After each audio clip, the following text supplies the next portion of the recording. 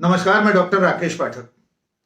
आजादी के बाद देश के इतिहास में पहली बार ऐसा हुआ है कि एक सजा याफ्ता मुजरिम को हत्या के आरोप में आजीवन कारावास की सजा भुगत रहे व्यक्ति को, बलात्कार के आरोप में सजा भुगत रहे एक शख्स को सरकार ने Z+ कैटेगरी की सुरक्षा प्रदान कर दी है। यह देश की आजादी के बाद 70 सालों के बाद पहला मामला है जिसमें एक हत्यारे और बलात्कारी को सरकार Z+ कैटेगरी की सुरक्षा देने जा रही है और इस शख्स का नाम है बाबा राम रहीम, डेरा सच्चा सौदा का मुखिया। इसको विस्तार से जानने के लिए पहले यह जान लें कि बाबा राम रहीम किन आरोपों में जेल में है और आजीवन कारावास की सजा काट रहा है। फिलहाल वो फरलो पर जेल से बाहर आया हुआ है। बाबा राम रहीम पर पत्रकार रामचंद्र छत्रपति की हत्या का आरोप था। इसके अलावा उसके ऊपर अपने ही डेरे यानी डेरा सच्चा सौदा की 2 शिष्याओं के साथ बलात्कार का आरोप था। ये सारे आरोप अदालती प्रक्रिया में जब साबित हो गए तब उसे 5 साल पहले आजीवन कारावास की सजा सुनाई गई थी। वो इस वक्त हरियाणा के रोहतक के सुनारिया जेल में कैद था। पिछली 5 फरवरी को, इसी महीने की 5 फरवरी को उसे फरलो पर जेल से छुट्टी दी गई। फरलो एक प्रकार का अवकाश है, एक छुट्टी है जो 5 साल जेल में रहने के बाद किसी भी कैदी को मिल सकती है। कानूनी प्रक्रिया से बाबा राम रहीम को जेल से 5 फरवरी को बाहर लाया गया था और उसके बाद आज हरियाणा की सरकार ने उसे Z+ कैटेगरी की सुरक्षा प्रदान कर दी है। बाबा राम रहीम को खालिस्तानी आतंकवादियों से खतरा बताया गया है, ऐसा हरियाणा सरकार ने यह सुरक्षा उसे देते समय बताया है। बाबा राम रहीम को किन खालिस्तानियों से खतरा है, कौन सी थ्रेट उसे मिली हुई थी, कोई मेल आया था, कोई चिट्ठी आई थी, इसकी कोई जानकारी सरकार ने नहीं दी है। लेकिन यह देश के इतिहास का पहला अवसर जरूर है जब किसी हत्यारे और बलात्कारी को सरकार उन लोगों की हिफाजत में रखने जा रही है जिनके पास देश की हिफाजत का जिम्मा है। जो पैरामिलिट्री के हमारे सिपाही, हमारे जवान, NSG कमांडो, SPG के कमांडो, CRPF, ITBP के जवान, जो तमाम जिम्मेदार लोगों की हिफाजत करते हैं, वे एक हत्यारे और बलात्कारी की सुरक्षा में खड़े होंगे।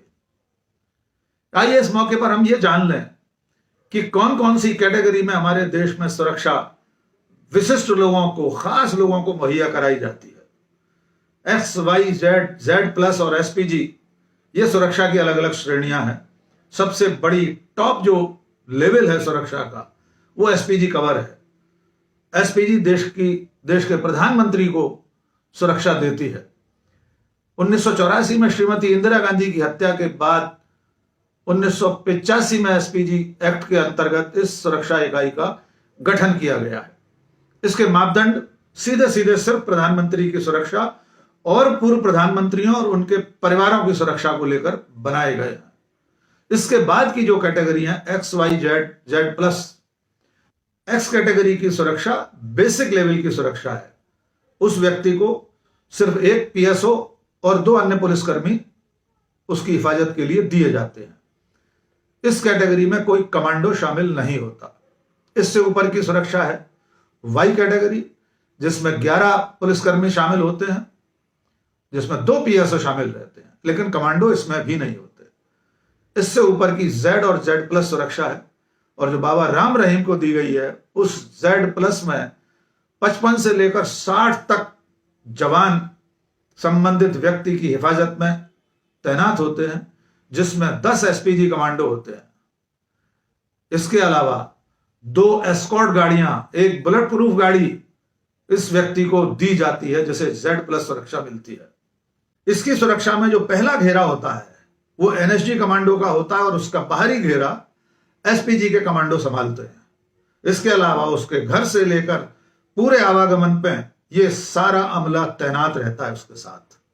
Z+ सुरक्षा वाले व्यक्ति के साथ जो पुलिसकर्मी रहते हैं, जो सुरक्षाकर्मी रहते हैं, वे अति आधुनिक वैज्ञानिक उपकरणों से तो लैस होते ही हैं, उनके हथियार भी ऑटोमेटिक, सेमी ऑटोमेटिक हथियार उनके पास होते हैं। खासतौर से Z+ वाले के साथ जो सुरक्षा कर्मी होते हैं उनके पास हैकलर एंड कॉक MP5 सब मशीन गनें होती हैं जो किसी भी हमले से निपटने के लिए आधुनिकतम हथियार हैं। इसके अलावा 24 घंटे ये कवर उसके साथ रहता है। इस वक्त देश में करीब 40 लोग हैं जिन्हें Z+ सुरक्षा मिली हुई है। पिछले संसद के सत्र में गृह मंत्री ने एक सवाल के जवाब में यह जानकारी दी थी कि कुल 40 लोग हैं जिन्हें ये Z+ सिक्योरिटी मिली हुई है, लेकिन उनके नाम सरकार ने बताने से इनकार कर दिया। सरकार इन VIPs की सुरक्षा पर कितना खर्चा करती है ये भी नहीं बताती, लेकिन फिलहाल उस लंबी फहरिस्त में हम ये जान सकते हैं कि राष्ट्रीय स्वयंसेवक संघ के मुखिया सरसंघ चालक मोहन भागवत, मुकेश अंबानी, उनकी धर्मपत्नी जैसे कई नाम हैं जिन्हें Z+ सुरक्षा मिली हुई है। इसके अलावा देश के कई मुख्यमंत्री हैं जिन्हें Z+ सिक्योरिटी हासिल है। कुछ पूर्व मुख्यमंत्री भी हैं, जैसे कश्मीर के पूर्व मुख्यमंत्री, असम के पूर्व मुख्यमंत्री या वर्तमान मुख्यमंत्री। जहां पर आतंकवाद का खतरा रहता है वहां के मुख्यमंत्रियों को भी Z+ सुरक्षा मिली हुई है। इसके अलावा करीब 190 और ऐसे लोग हैं जिनको Z और Y सुरक्षा मिली हुई है। अगर हाल के दिनों में कुछ नामों का जिक्र करना हो तो हमें यह याद रखना होगा कि अभिनेत्री कंगना रनौत, जिनका सुशांत सिंह राजपूत की संदिग्ध मृत्यु के बाद जो बवाल छिड़ा हुआ था उसमें शिवसेना के साथ तकरार हो गया था। शिवसेना ने उन्हें मुंबई आने के पर नतीजे भुगतने की धमकी दी थी। तब कंगना रनौत को Y श्रेणी की सुरक्षा मिली हुई है। इसके अलावा कई ऐसे संयोग भी हैं कि जिन लोगों ने दूसरी पार्टियां छोड़कर बीजेपी ज्वाइन किया उन्हें फौरन से पेशतर ऐसी ही सुरक्षा प्रदान कर दी गई, जिनमें से पश्चिम बंगाल के मुकुल रॉय हैं, दिल्ली के मनिंदरजीत सिंह सिरसा हैं, जिन्होंने बीजेपी ज्वाइन करते ही ये विशेष सुरक्षा हासिल कर ली। एकदम ताजा मामला बाबा राम रहीम से पहले का जो मामला है वो कुमार विश्वास का है। पंजाब चुनाव में कुमार विश्वास ने अरविंद केजरीवाल पर एक आरोप लगाया कि अरविंद केजरीवाल के आतंकवादियों से रिश्ते हैं। उनके घर पर या पंजाब में ऐसे स्थानों पर पूर्व आतंकियों के घर पर अरविंद केजरीवाल की बैठकें हुई हैं। कुमार विश्वास के इस आरोप के बाद उन्हें भी Y श्रेणी की सुरक्षा मिल गई है। जब बात VIP सुरक्षा की हो रही हो तब यह भी ध्यान रखना होगा कि गांधी परिवार यानी राजीव गांधी की हत्या के बाद, चूंकि वे पूर्व प्रधानमंत्री थे जब उनकी हत्या हुई थी, तब उन्हें SPG कवर मिला हुआ था, लेकिन उनकी हत्या के बाद बीजेपी की सरकार ने, नरेंद्र मोदी की सरकार ने उनके परिवार के ऊपर यानी सोनिया गांधी, राहुल गांधी और प्रियंका गांधी, उनके ऊपर जो SPG का कवर था उसे हटा लिया है। तब उन्हें Z+ श्रेणी की सुरक्षा मिली हुई है। जबकि इसी सरकार ने मई 2014 में जब नरेंद्र मोदी की सरकार बनी थी तो जो सबसे पहला फैसला किया था सुरक्षा देने का, वो 7 जून 2015 को राष्ट्रीय स्वयंसेवक संघ के सरसंघ चालक मोहन भागवत को Z+ सिक्योरिटी देने का किया था। फिलहाल एक हत्यारे और बलात्कारी को Z+ सिक्योरिटी देने पर देश भर में सवाल उठ रहे हैं। लोग ट्विटर पर सवाल पूछ रहे हैं कि वे वर्दीधारी जो देश की रक्षा के लिए तैनात रहे हैं या तैनात होते हैं, वे एक हत्यारे और बलात्कारी के आसपास उसकी हिफाजत करते दिखाई देंगे। ये बेहद शर्मनाक है। आखिर में एक बलात्कारी और हत्यारे को सरकारी सुरक्षा देने पर एक शेर के साथ अपनी बात को खत्म करना चाहूंगा कि ऐसे मुंसिफ क्या करेंगे हक अदा इंसाफ का, ऐसे मुंसिफ क्या करेंगे हक अदा इंसाफ का, कातिलों के साथ जो हमदर्दियां करते रहे। और एक कातिल के साथ सरकार की हमदर्दी देश और दुनिया के सामने है। आज बस इतना ही। बहुत बहुत शुक्रिया। जय हिंद।